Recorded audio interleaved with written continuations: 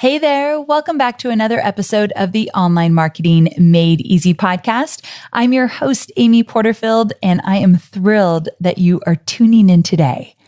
So give me a raise of hands. Just raise them up on the treadmill if you're at the gym or if you're in the car driving your kids to school. One hand is enough. Raise your hand if you've ever put the time, effort, blood, sweat, and tears into a piece of content, whether it be an online course or something simpler like a blog post, and you were really proud of that content. You put it out into the world and it's crickets. Nobody's paying attention.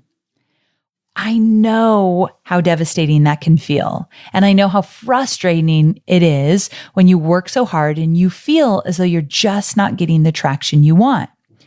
Well, what if there was just a tweak or two in how you're communicating to your ideal customer avatar that would actually catch all the right attention and literally transform your message? Well, you're going to be one happy listener today because my guest today, Donald Miller, is going to be sharing a communication framework with you that will literally not only help you clarify your message, but it will help you clarify who you are to your customers inside of your business, who you are to them and who they are to you.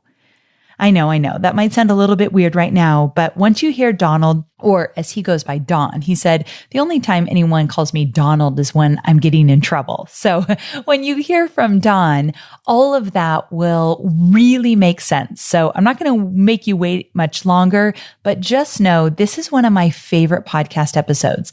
I don't say that with every episode, and I really, really mean it. I can't wait to actually go back and take notes. And that's how much I love this.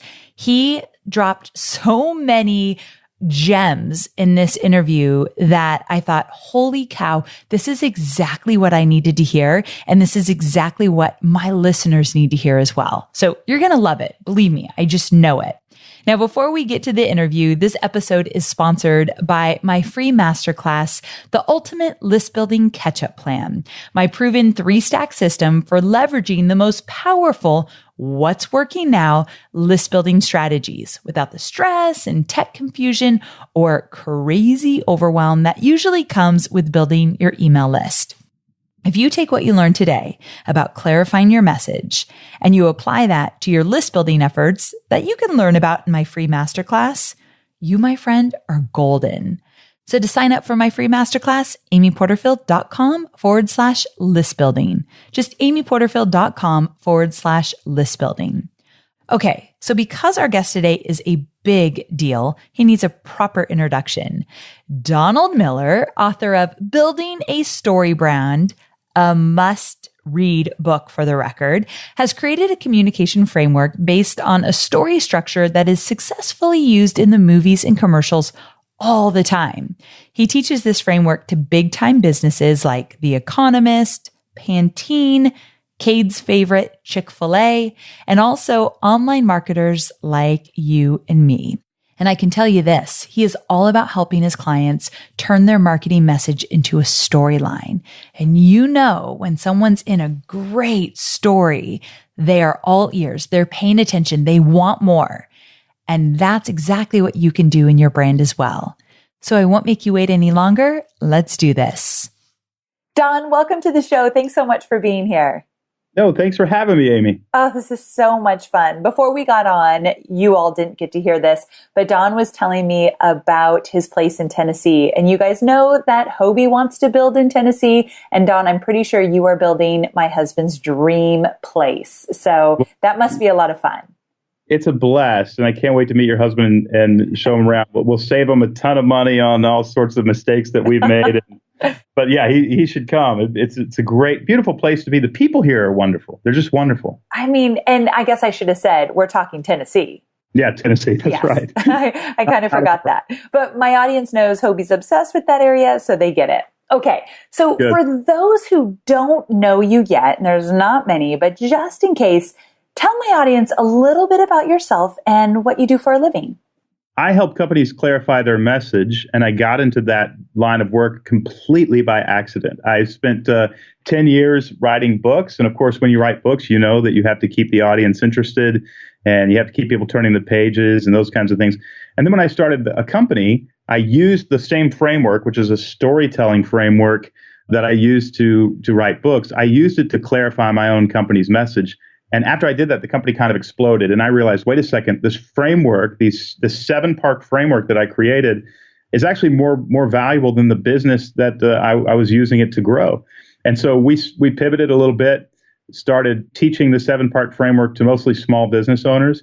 And I watched businesses double in revenue. I watched businesses increase by 20, 30, 40% just by clarifying a message that people could respond to. And really, it all broke down to 7 sound bites that, if you can just get 7 sound bites down and repeat them over and over in your marketing collateral, people respond. And it, in the same way they respond to movies that they love.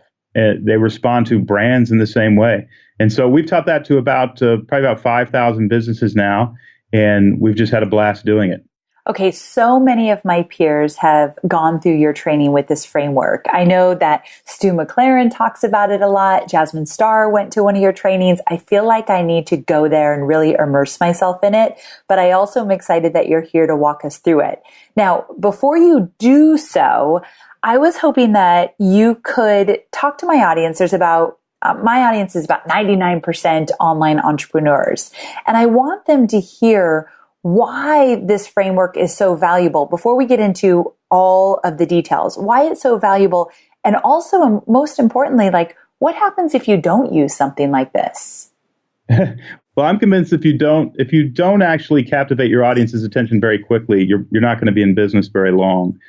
And so the unique thing about those of us who do business online is you have seconds, if not milliseconds, to capture somebody's attention. And story teaches us to do that. The average brain really daydreams about 30% of the time, unless you walk into a movie theater. And if you walk into a movie theater, your brain will not daydream for the whole hour and a half or 2 hours or 3 hours, or if you're watching Netflix, the 8 days that it's going to take, whatever you're binging on. And, that happens because of some things that have been passed down for 2,000 years, best practices in storytelling. So, for instance, you would want to very quickly have a character come on the screen, identify something they want, and really immediately get them into some kind of trouble. That posits a story question in the brain of whoever's watching that movie to say, wait a second, is Jason Bourne going to get out of trouble? Or is Bridget Jones going to find the love of her life? Or is Benji going to make it home? Or is Luke Skywalker going to be able to defeat the evil empire? When that story question gets posited in your brain, you pay attention to the answer. Now, how does that translate into online entrepreneurs? As the second I go to your website, you need to posit a story question in my brain that gets me to scroll down further on your page, and ultimately gets me to believe that, look, if I click the buy now button, this story loop is going to be closed in my brain. So all human motivation is the opening and closing of story loops. If I'm hungry, that's an open story loop. A meal is the closing of that story loop. If I'm thirsty, that's the opening of a story loop. If I drink water, that's the closing of that story loop. So you have to open and close story loops. And so that's really how the entire process works. And we have 7 ways that you more or less open or close story loops. And there are only 7. There's only 7 in every story that you ever see. And they're not new. I didn't invent them. But I've helped translate what's worked for thousands of years to captivate people's attention in listening to stories into listening to your brand. Okay, I love this because I'm dying for you to get into the 7. And what I will say before you do so, a lot of my students, and I've been guilty of this as well, we want to throw everything, including the kitchen sink, into our messaging because we don't want to miss a thing and we want to make sure we cover it all. But I know that is diluting our message and confusing people. So you got to just walk us through it. Will you break down the framework? Sure. And I'll speak to your desire to throw everything, and the kitchen sink at the customer. The human brain actually has to burn calories in order to process information. When I go to your website, I have to burn calories, literally. It takes about 600 to 800 calories a day that the brain burns. It's burning more calories than any organ in your body, and you're processing information. The problem is, if you ask me to process information that has nothing to do with my survival, I'm going to tune you out very, very quickly. That's a survival mechanism, to not process information that I can't figure out if there's something in it for me. So when you actually throw too much information at your client right away, you're basically saying, hey, would you burn 300 calories with no promise that there's anything in it for you? Well, the brain's going to say, well, I could do that, but if barbarians come over the hill behind my cul-de-sac tonight, I'm not going to have any energy to fight them. So I'm not going to burn those calories on you. That's why you wouldn't throw too much information at a customer. The way relationships work, they work in 3 phases. This is romantic relationships, this is professional relationships, and this is relationships with your brand when somebody goes to your website. The 3 phases are curiosity, enlightenment, and commitment. So what I need for you to do, for me to be willing to burn more calories processing whatever your offer is first make me curious, then enlighten me, and then I'll commit. And so when you actually throw commitment at a customer first, they say, wait a second, we don't know each other, and I don't know if this is going to help me survive, so I'm out. And so really, when you think of a sales funnel, Amy, that you understand and teach so well, you're actually guiding people through the natural progression of a relationship. You're making them curious, and then they'll give you their email address, and then you enlighten them with whatever that lead generator is, and then you ask them to commit by buying something, and that's the natural phases of a relationship. So that's why sales funnels that you teach work so incredibly well. The question is, what do we say inside of those sales funnels that actually captivate people's attention? And that's where we get to the framework. So let me walk you first through. Let's all just turn off our business hat and have a little bit of fun. Let's pretend we're writing a screenplay. Okay. The first thing you would want, there's 7 things that you need to make this screenplay work. You need a character. And we have to identify very, very quickly what that character wants. So we have to identify Jason Bourne wants to know who he really is. And there are stakes. It's very important that he finds out who he really is. Now, if I throw too many things at the audience, if I say, well, Jason Bourne wants to know who he really is, but he also wants to lose 30 pounds, and he's thinking about marrying a girl, and he wants to run a marathon, and he's researching whether or not to adopt a cat, I will lose the audience. And the reason that the audience is going to start daydreaming and walk out of that movie theater unsatisfied is because I asked them to burn too many calories processing the story. So the very first thing that you have to understand in order for a story to work is that it has to be clean. It has to be about one thing. Now, there could be a bunch of subplots, but that's more complicated. It really just has to be about one thing. Who is Jason Bourne? And why doesn't he know who he is? And how is he going to find out? And what are the stakes? There's a burning story question in the brain of whoever's watching that movie. So when we actually look at really good brands, like, Ramsey Solutions, Dave Ramsey has institutionalized the StoryBrand framework at every level of his company. And there's really only one thing that Dave Ramsey sells. He sells financial peace. Now, what's amazing, he sells financial peace to entrepreneurs. He sells financial peace to soccer moms. He sells financial peace to pastors and religious leaders. Right. He sells financial peace through buying real estate. He sells financial peace. But he's able to have all that complication under the house of one thing, financial peace. That's what the overall plot of an interaction with Dave Ramsey is about. Now, because he's kept it that simple and sort of couched all the complication of his offering under such a simple narrative, there are hundreds of thousands of financial advisors in the country. Thousands of them have written books. Hundreds of them have podcasts or radio shows, but we all know about one. We know about the one who kept it simple. They kept the narrative very simple. So what that means for you and your audience is we need to identify the one thing that we offer, that we can differentiate ourselves and say, if you want this one thing, you have to come from us. And that takes a little bit of work. You burn a little bit of calories processing what is the one thing I want to offer. But if you actually burn calories clarifying your message, that means your customer doesn't have to burn any calories to understand it. And that's how you're going to win, when you make it very easy for them to understand your offer. So the first thing is you have a character that wants something. We got to define something the character wants. Then the second thing is there has to be a problem. Every story is really about a problem. And so it's about somebody trying to resolve a problem and have a happy ending. And what that teaches us is, as soon as you resolve the problem in a story, the story is over. So if Liam Neeson is on an airplane and he's flying over to London to rescue his daughter, and he gets a call and the police station says, look, your daughter was kidnapped, but Liam, you wouldn't believe it. It was a college prank. She's actually fine. There's nothing wrong. And she's really looking forward to seeing you. And then it's 90 minutes of Liam Neeson taking his daughter shopping and talking about the audience is going, wait a second, this movie doesn't make any sense and it should be over. Like, shouldn't you be rolling the credits? Because you resolved the problem, the story is over. So the big paradigm shift for us in business is when you stop talking about your customer's problem, they stop doing business with you. The only reason that they're going to your website or calling your sales reps or answering your email is because you can help them resolve a problem.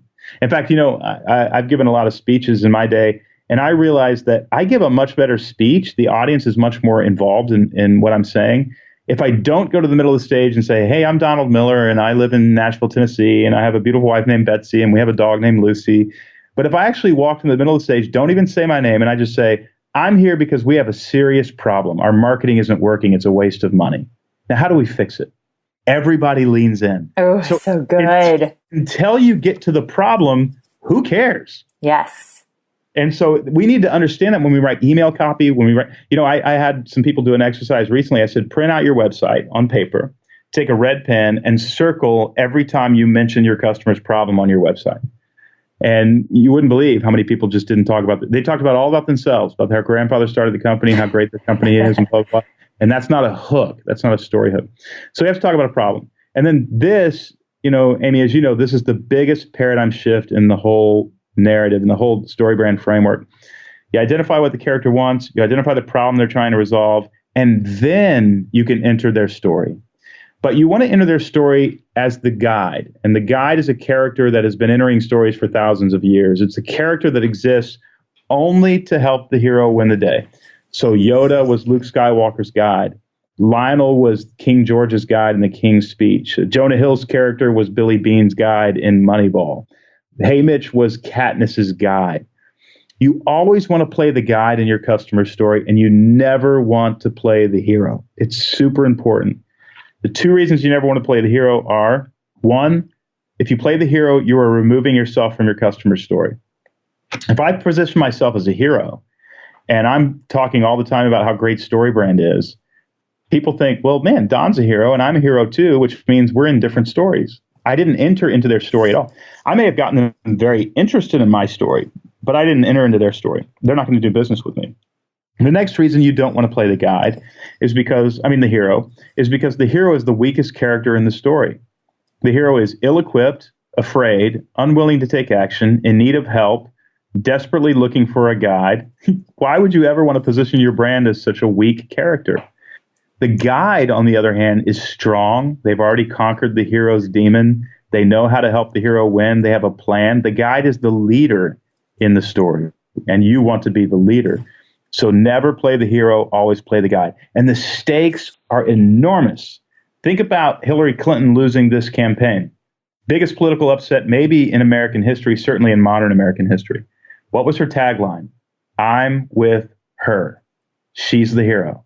And she loses the election. Oh. John McCain, war hero, lost the election. Bob Dole, war hero, lost the election. You see the parallels there? People definitely do.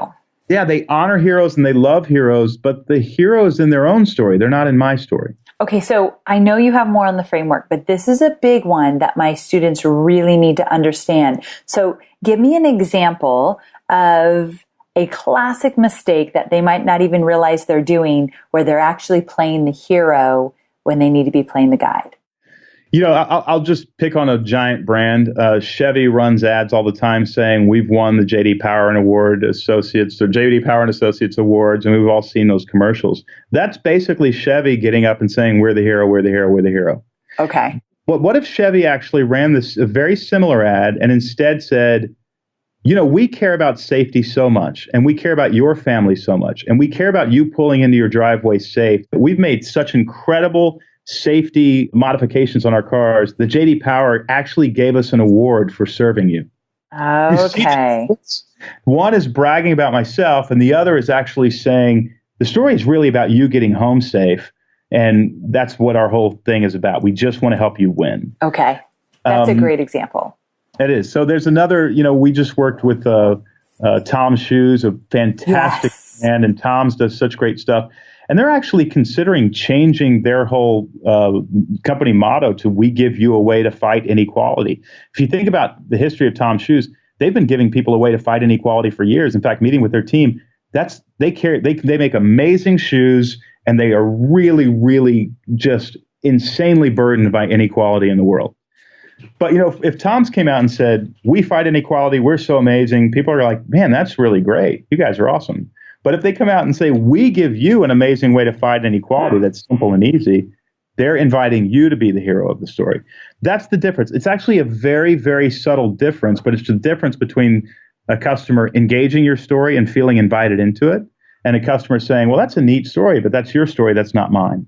I'm glad you talked about the hero guide relationship. I know there's more to the framework, but that definitely is one that really gets people stuck. And I feel that social media doesn't make it easy, because here we are posting pictures of ourselves all over our Instagram and Facebook feeds. Maybe not you, but I definitely know that if I post a picture of a stock photo, it doesn't really get much. If I post a picture of me, it gets a lot more likes. So it's hard to be that guide when you're like, look at me, look at me. Well, it's okay though, Amy. A lot of people get confused about that because they say, wait, we shouldn't have pictures of myself on the page because I don't want to play the hero. But that's actually not the case. So Dave Ramsey's picture is on billboards, his picture's on the front cover of books. But when they look at him, they see that's my guide.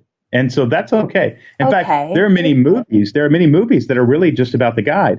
So in the movie Mary Poppins is the guide. It's the father who is the hero, but he's not on screen very much. So don't think, hey, this means I can't bring attention to myself. That's actually not true at all. It's just that when you bring attention to yourself, you need to be talking about your customer. And so one way that I would always use social media if I were somebody, in the shoes of your customers, is I would use social media to celebrate my customers. So I would say, here I am with so-and-so, and I'm just so proud of them. They were able to accomplish this amazing thing, and blah, blah, blah. So the guide is always positioning themselves in two ways. One is empathetic toward their customers' concerns, and two is authoritative, that is competent in solving their customer's problem. So when you ask Dave Ramsey, Dave, what is your story? He'll say, well, 30 years ago, I went bankrupt because I just used stupid financial practices, but then I actually got smart and created a really simple framework I could live by, and now I'm rich and I can help you get rich too. Well, everybody thinks, well, Dave's story is really amazing. But Dave didn't tell you who he was married to. He didn't tell you how many kids he has. He didn't tell you where he went to school. He didn't tell you his story at all. What he told you was, I really care about you. I identify with you. I've had troubles too, but I don't have those troubles anymore because I got smart, and I can get you out of your troubles if you trust me. That's guide positioning, and that's what Dave does. Oh, these examples are so good. You must have done this a few times before. So good. Okay. So I wanted you to dive deep into that hero guide relationship. So I'm glad you did, but keep going on the framework. Okay. So after we position ourselves as a guide, it's important to give customers a plan. And this is what you'll see a guide in a movie do. Obi-Wan or Yoda will say, look, you got to get in an X-Wing fighter. You got to ride through the trench in the Death Star. Then you got to fire the photon torpedo through the hole in the Death Star. I know that it's a photon torpedo because I got letters from people explaining that wasn't okay. I have never even heard of that, but okay. And they get a plan, and it's usually 3 or 4 steps, something easy, and it gives this sense of clarity about what this movie is about. And I've noticed that when a financial advisor says, look, I can really help you navigate this volatile market. Let's get together Thursday. They don't do very much business. But when a financial advisor says, look, I could really help you navigate this volatile market, I do that in 3 steps. 1, I meet with you and I analyze your dreams and goals. 2, I give you a custom strategy, a report that you can use to just navigate this stuff. And 3, if you like, I can hold your hand and we can execute it together. Whenever there's a 3-step plan about how to do business with us, the engagement increases. And the reason is human beings are designed to walk down paths. So if you and I come to the edge of a field, Amy, and we're going for a walk and we're having a great conversation, and there's no sidewalk across that field, we will literally walk around the field to stay on the sidewalk. But if there's a sidewalk going through the field, even if it's an S-curve sidewalk, you and I will walk on that sidewalk. The reality is we could have just walked across the field, but there's this mental resistance to doing that. And so a lot of us, we say, hey, do business with us. And people are looking around going, but where's the path? Where's the sidewalk? And what they're looking for is 3 steps.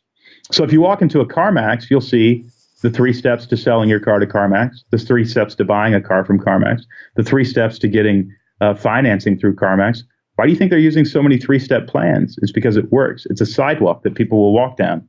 So you want to be able to let's go back through the framework. Identify something your customer wants, identify the problem that you help them solve, position yourself as a guide, and give them a 3-step or 4-step path.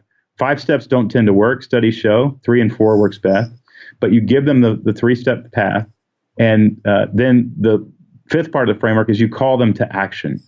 And it's just amazing how many people mess this up on their website. You need a direct call to action that says buy now. Or it can say schedule an appointment, or it can say something, it needs to be direct, something that they can accept or reject. That call to action needs to be crystal clear. It should be a different color even on your website. It should not say get started or learn more. That's very passive language. And so when we don't have a direct call to action, what we're saying to people is, I'd like for you to do business with me, but I really don't believe in my product very much. So I'm going to use some passive language here, but I really could use the money. So if you feel like buying, that would stay with me. Who's going to do business with that person, right? You can actually solve my problem, have confidence, and say, hey, listen, you don't need to struggle with this. Buy this right now, and you won't have to struggle with it. It's that kind of confidence. So we need a direct call to action. And then finally, the 6th and 7th part of the framework are the stakes. You need to tell me what I'm not going to get, what I'm going to lose, what I'm going to miss out on, how terrible my life will be if I don't buy your product. And you need to tell me how great my life will be. And here's what my life will look like if I do buy your product. We call that success and failure. That puts stakes in the game. If you remove the stakes from a story, the story is actually over. So if Liam Neeson is flying over to rescue his daughter and she's strapped to a bomb, and 50 minutes into the movie, the police go to Liam and say, hey, your daughter is strapped to the bomb, but here's the thing. We know for a fact this bomb is a dud. It's not going to blow up.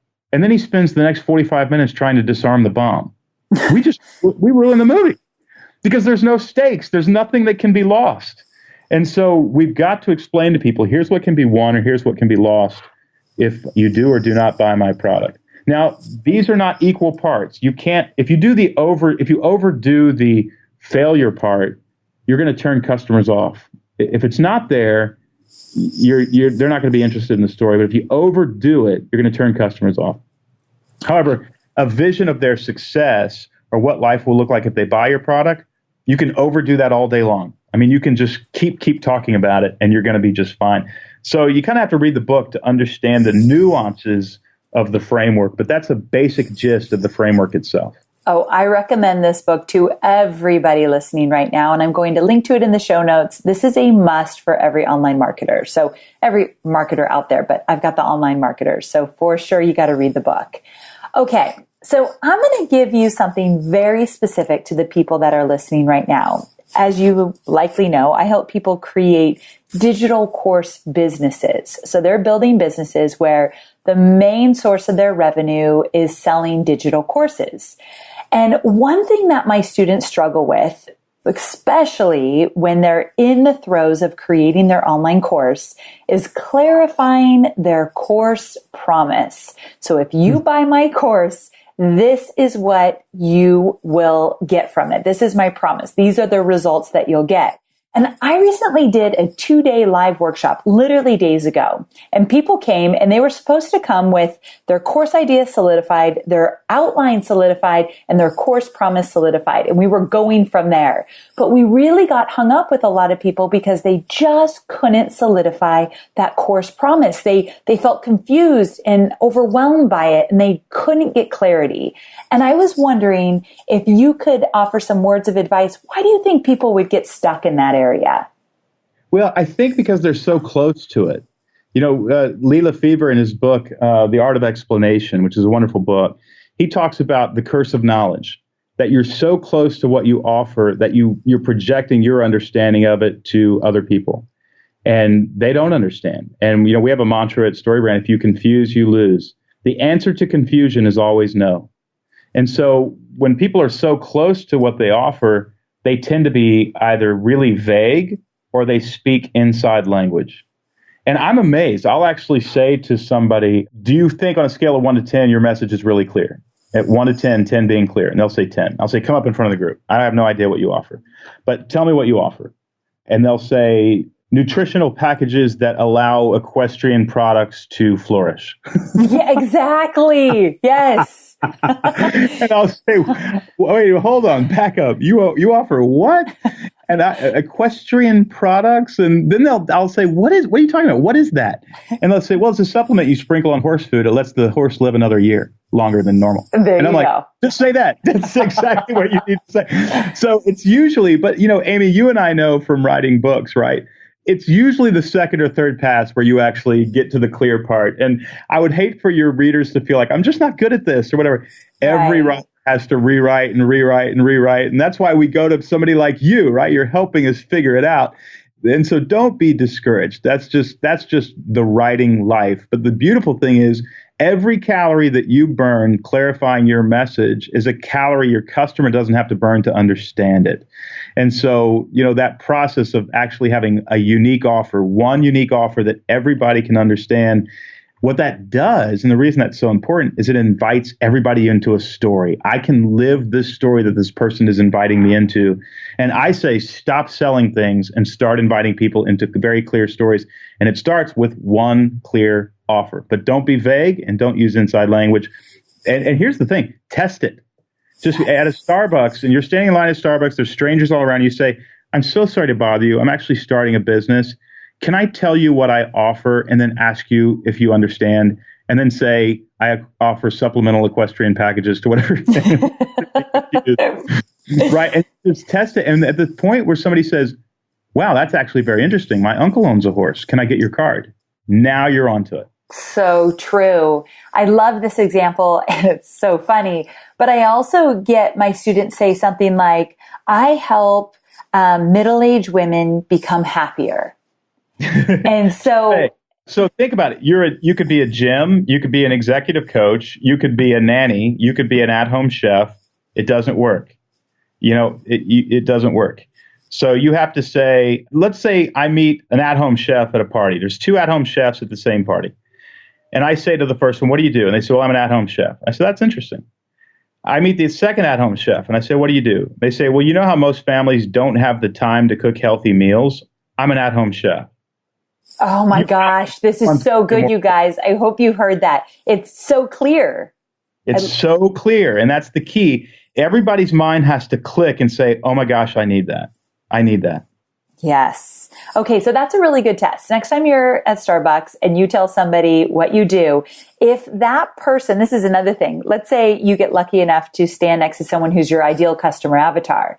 And if that's your ideal customer avatar and they said, oh, I need that, then they get it. If they're your avatar and they do not say, I need that, we got to clean up that promise. And I love that you give permission to people. Let's have a few iterations of that because that is very normal. Yeah. And you just want to test it.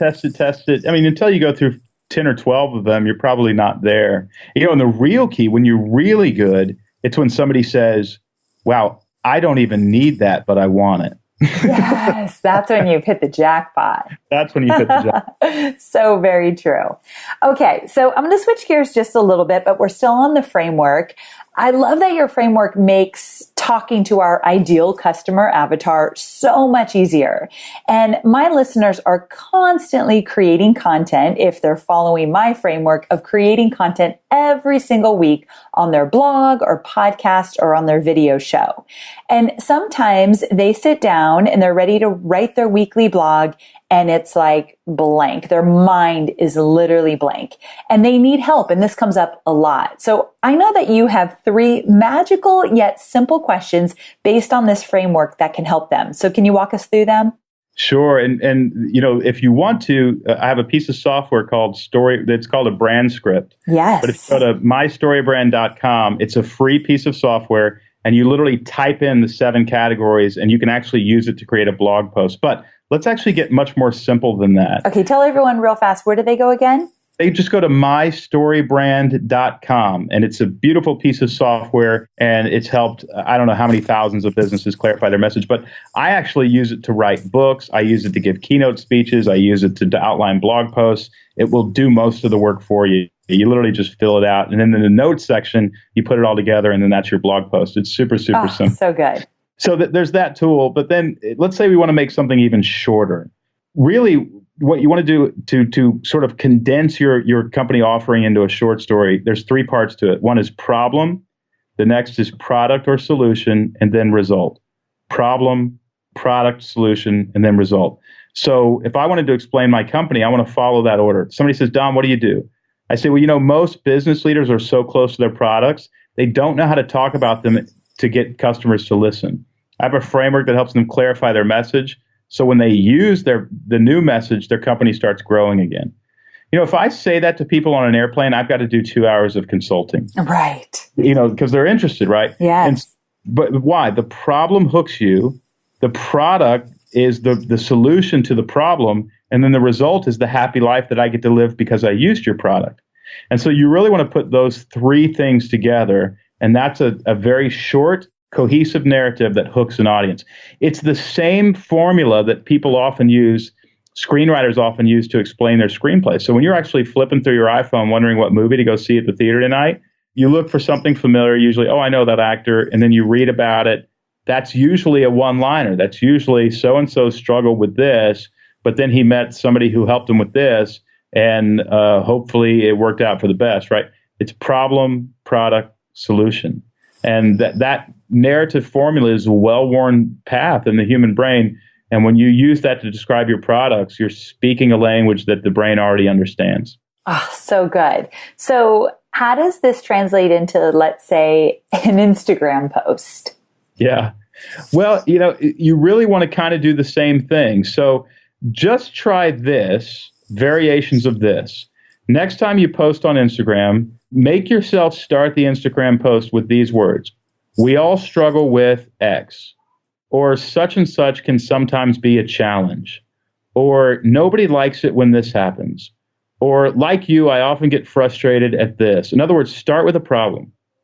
And then actually talk about something that happened that helped you realize a solution to that problem. And then say, at the end, just say, I hope that helps you too. It certainly helped me. Just do that simple formula.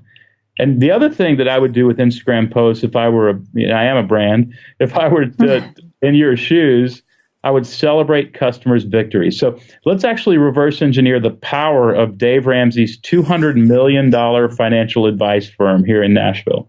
Okay. What does Dave do? Every day on the air, he has multiple people on the air who do what's called a debt-free scream. That is, they come on the air and they say, we're debt-free, and Dave says, Nancy and Joe have paid off $58,000 in debt in 24 months. Amazing. Nancy and Joe, tell me, how hard was it? What sacrifices did you create? Blah, blah, blah. And then he has them do the debt-free scream. What Dave is doing every day on the show is he is putting a climactic scene in the mind of 3 million radio listeners. So there's a climactic scene that they can experience where their troubles went away in one moment. And the guide, who is Dave Ramsey, actually affirms them and says, you know what, you've transformed. He always says, very smart couple, smart couple. He's saying the story that you went through and have just ended with your debt-free scream has changed you and made you a better person. What's the lesson that we can all learn? Celebrate your customers' successes on your social media. Because everybody else will say, I want that to happen to me too. And they're being invited into a story where they can follow that other customer who's seen a success and experience a success through whatever it is that you offer. Okay, this is so freaking good. Because do you know Stu McLaren? Have you met him? I actually flew to Toronto and spent some time with him. He's a wonderful human being. Did you spend time with him about membership sites or just for something else? No, we just went up and did a day's worth of consulting with Stu, and he changed our lives. Okay, so did we, and he changed our lives. We did that not too long ago, and he gave me an idea that was worth $500,000. It was amazing. So the guy's incredible, and he's a dear friend of mine. But while I was there in Toronto, so it's so funny you were there as well. While I was there, he taught me the difference, and this is the first time I really understood this, the difference between a testimonial, which I look like the hero, and the story of my students where they become the hero. That's right. And I just realized, I'm sure he got this idea from you or there was something there because it's such a subtle shift that has made all the difference for us. No, it's an amazing thing. Instead of customers talking about how great you are, customers talk about the success that they've had because they used your product and what life looks like now. It's a mini case study rather than a testimonial. Yes. And that's what we're doing. We're getting ready for a big launch in January. And we keep saying we need more stories instead of go find me all the testimonials. And it's That's really fun for me to tell people stories. It's so much more fun. Everybody thinks they have to talk about themselves, and they don't. They actually don't want to talk about themselves. It gets old. I get bored with myself. I get excited about you. I get excited about what you're doing, what you're accomplishing. So, Amy, you'll love this. One of the themes that we're considering, we always have a couple themes for every year at StoryBrand. We all have to do a lot of work, but there's one thing that we want to keep in the back of our mind the whole year. And one of the themes that we're considering for 2019 is, quote, stories of transformation. And that is, we want to talk about who our customers were and who they are now and how they've transformed to become better versions of themselves, and their businesses become better versions of their own business and those kinds of things. It's those stories of transformation. And the reason we want to do that is Bridget Jones is desperate at the beginning of the movie, and she wants to be in a relationship with her boss, but her boss is a jerk. And at the end of the movie, she realizes, you know what? I'm worth way more than that guy. I can do way better than that guy. She transformed. Luke Skywalker, he wonders whether he has what it takes to be a Jedi. At the end, he's getting a medal, and he's confident that he has what it takes to be a Jedi. Daniel in The Karate Kid, he doesn't know if he has what it takes to beat the bully. And at the end, he's very confident. Everybody is looking for transformation. And, it's beautiful for us as brands to participate in our customers' transformation, becoming better versions of themselves.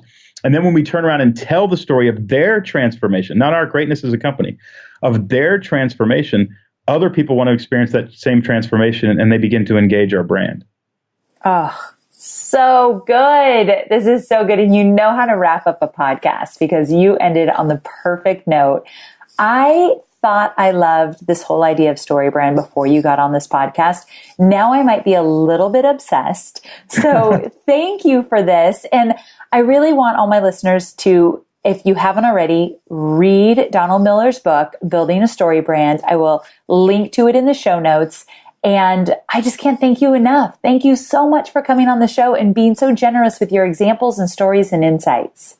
Amy, you have transformed our company, and I'm so grateful. As much as fun as this has been, I want to make it very clear. I feel like the hero, and you are my guide, and I'm so grateful for you. Okay, that is the nicest thing. You just made my whole day. So thanks so much for coming, and thanks so much for that. God bless. Bye now.